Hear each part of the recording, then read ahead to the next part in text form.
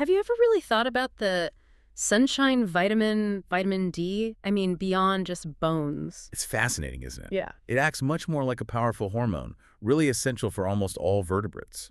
Affects immunity, loads of things. Exactly. And today we're diving deep into how a lack of it, uh, hypovitaminosis D, impacts two really interesting animal groups quite differently. Right, we're looking at camelidae, so camels, llamas, alpacas, and cervidae, the deer family. Yeah, and our mission here is to unpack why these specific animals are so susceptible. How does their environment, their evolution play into this? And we'll look at how the deficiency shows up, the signs, and how it's managed in each group. It's quite distinct. We're basing this on some pretty detailed research reports, aiming to give you the full picture of this, well, critical health challenge. Okay, so before we get into the specifics of llamas or deer, let's just quickly recap vitamin D itself. Why is it so vital? Good idea. Because it's more complex than people might think. Right. At its core, hypovitaminosis D is just that, a deficiency. But vitamin D, it's really acting like a steroid hormone. That's the key. Its classic job, the one everyone knows, is managing calcium and phosphorus for bone growth, mineralization, keeping bones strong. But then there are these non-classical effects, which are maybe even more intriguing. What are those about? Well, those non-classical roles are mainly about modulating the immune system, both innate and adaptive immunity. So it directly impacts how well an animal can fight off diseases? Precisely. It affects skeletal health and disease resistance. Now, where do they get it from? Two main routes. Okay. There's dietary intake vitamin D2 from plants, like fungi, and D3 from animal products. But for herbivores, isn't the main source often, well, sunshine? Exactly. Cutaneous synthesis, making vitamin D3 in the skin, is usually the most significant source. It's a photochemical reaction needing UVB radiation from the sun. Literally making it from sunlight. Amazing. But here's the catch. Whether it comes from diet or skin, vitamin D starts off inactive. It needs activation. A two-step process, right? Yep. Step 1 happens in the liver. It gets converted to 25-hydroxyvitamin D, or calcidiol. That's the one they measure in blood tests to check levels. That's the one. It's the main circulating form, tells us the animal's overall status, but it's still not the active form. Okay, so what's step 2? Step 2 happens in the kidneys. Calcidiol travels there and gets converted into the really potent biologically active hormone, 1025-dihydroxyvitamin D, calcitriol. Calcitriol. Got it. And that's what does the work. That's the molecule that goes to work on the intestines, bones, kidneys, tightly controlling blood calcium and phosphorus levels. It's a very finely tuned system. Right, okay. So with that foundation laid, let's turn to the Camelidae, llamas, alpacas. Here, the story seems quite direct, almost dramatic. It really is. For South American camelids especially, when they're raised outside their native home, vitamin D deficiency is a huge problem, clinically significant, widespread. They even call it a disease of environment and husbandry. That phrase sums it up perfectly, doesn't it? The main cause is simply not enough UVB exposure for that skin synthesis we talked about. Because they evolved where? High altitudes near the equator. Think Andes Mountains, intense sun, year-round. So move them to, say, North America or Europe. And bam. Especially in fall and winter, the UVB plummets. They hit what we call a vitamin D winter. They just can't make enough. A vitamin D winter, that paints a clear picture. Are certain animals more vulnerable than others? Definitely. Young, growing animals, crias, are particularly at risk. Their skeletons are developing rapidly. And pregnant females, too, I imagine, higher demands. Yes, their metabolic needs are higher. And think about crias born in fall or winter. They face that rapid growth phase right when UVB is lowest. It's a perfect storm. Plus, they have that incredibly thick fleece. Right. That dense fiber physically blocks the UVB rays from reaching the skin. And does coat color matter? It might. Darker animals could potentially be more susceptible because melanin can interfere with UVB absorption, though the fleece is probably the bigger factor. So all this leads to a specific condition in camelids, hypophosphatemic rickets. Can you walk us through what's happening biologically? Sure. It's a cascade effect. Not enough active vitamin D means the gut can't absorb phosphorus properly from the diet. Okay. But the body prioritizes keeping blood calcium levels normal. So it ramps up parathyroid hormone, or PTH. And what does PTH do? PTH pulls calcium out of the bones and tells the kidneys to dump more phosphorus. So it sacrifices phosphorus to save calcium. Exactly. The result is hypophosphatemia, low blood phosphorus. And phosphorus is critical for bone building. Absolutely essential for mineralizing the cartilage at the growth plates in young, growing bones. Without enough phosphorus, that process just fails. Leading to... Weakened, thickened, disorganized growth plates. That's the classic sign of rickets in young animals. In adults, the equivalent condition affecting mature bone is called osteomalacia. Wow. That sounds like it would cause some serious problems. What would you actually see in an affected llama or alpaca? In mild cases, it might just be subtle things. General weakness, maybe they're a bit lethargic, not growing well, poor appetite. But if it gets worse... Then the skeletal issues become really apparent. Lameness, swollen joints. They might be reluctant to stand or move. You often see bowed limbs. Like knock-kneed. Very commonly, yes, a bilateral carpal valgus, that classic knock-kneed look. They might also develop a hunchback, kyphosis, because it's pain, and they're much more prone to fractures. Are there other signs besides the bones? Oh, yes. You can see dental problems, like soft teeth, neuromuscular signs too, muscle tremors, even tetany, which are involuntary muscle contractions, often linked to low calcium, which can sometimes occur alongside the low phosphorus. And reproductive issues, poor fertility, abortions, weak cryas.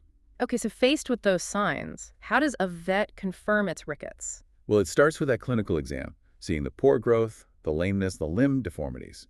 Then blood tests are key. Measuring the vitamin D and phosphorus. Exactly. Low serum, 25-hydroxyvitamin D, low serum phosphorus. They'll also check calcium and PTH levels to get the full metabolic picture. And imaging. X-rays. Definitely. X-rays let you see those angular limb deformities clearly, assess bone density, look for fractures, and spot the characteristic changes at the growth plates, that flaring and widening typical of rickets. And if an animal unfortunately dies from it? A necropsy would show soft, pliable bones, delayed closure of the growth plates, really confirming the diagnosis. But the encouraging part here is that this is preventable and treatable, right? Especially with that clear environmental link. Absolutely. Proactive supplementation is basically essential for managing camelids in these non-equatorial regions. It's a huge aspect of good herd health. So prevention is key. What does that typically involve? It means giving prophylactic or preventative vitamin D supplements to all crias, especially those born when UVB is low fall and winter births. How much and how often? The recommendations are usually around 1,000, 2,000 international units per kilogram of body weight. This can be given by injection, maybe every 2 months, or sometimes orally, perhaps every 4 to 6 weeks through the winter months. And adults, do they need it too? Adults benefit as well, yeah. It helps support their immune function and reproductive health. For treating actual clinical rickets, you'd use a higher dose, maybe 2,000 IU per kilo, and potentially repeat it after a month. Besides the direct supplements, what else helps? Good dietary management is important, ensuring adequate vitamin D, calcium, and phosphorus in the feed. Maximizing exposure to natural sunlight whenever possible is good. Some people even use specialized UV lamps carefully to stimulate skin production. And supportive care for sick animals. Right. Pain relief, maybe restricting activity to prevent fractures, providing soft bedding. And the outlook, if you catch it early. Prognosis is generally good if it's diagnosed and treated early. For severe cases with significant deformities, it's obviously more guarded. Okay, so that's the Camelidae story. A very direct link between environment, evolution, and a specific disease. Now, let's switch gears to the Cervidae, the deer family. You might expect the same thing, but it's different, isn't it? It is different. It's more nuanced. The basic causes of deficiency can be similar. Not enough vitamin D in the diet or not enough sunlight, especially for animals kept in enclosures or indoors. The risk factors overlap too. Young, growing animals, pregnant does, nutritional imbalances. But the big difference seems to be how it manifests, or doesn't manifest as a primary disease. First, though, is there evidence deer do get low vitamin D? Oh, absolutely. Studies, particularly on white-tailed deer, show very clear seasonal patterns in their serum 25-OHD levels, both captive and free-ranging deer. When are levels highest and lowest? Highest in late summer, early fall, I think August, September. Lowest in late winter, like February. And that pattern holds even if they get fortified feed. Yes, which really highlights how important that sun exposure is for them, just like for many other animals. We also see the younger deer, less than a year old, tend to have lower levels than adults in the wild. And different deer species might have different baseline levels too. Okay, so they definitely experience these seasonal lows, and potentially the same biological consequences could happen, right? Impaired calcium phosphorus rickets-like signs? The potential is there, theoretically. Deficiency could lead to hypocalcemia, secondary hyperparathyroidism, and skeletal problems like rickets or osteomalacia. The potential clinical signs would be similar. Poor growth, lameness, bone issues, maybe tremors, or reproductive problems. But, and this seems to be the crucial point for deer, has a widespread disease like the rickets we see in camelids actually been directly linked to just low environmental vitamin D in cervids? No, it hasn't. That direct causal link, where low sunlight reliably causes a primary disease syndrome across populations, like hypophosphatemic rickets in camelids, hasn't been established in deer. So, what is the role of vitamin D deficiency in deer then? If it's not the main driver of a specific disease like rickets. This is where it gets interesting. Take angular limb deformities, or ALD, in farm deer like red deer. ALD is often linked to something else entirely, physical osteochondrosis.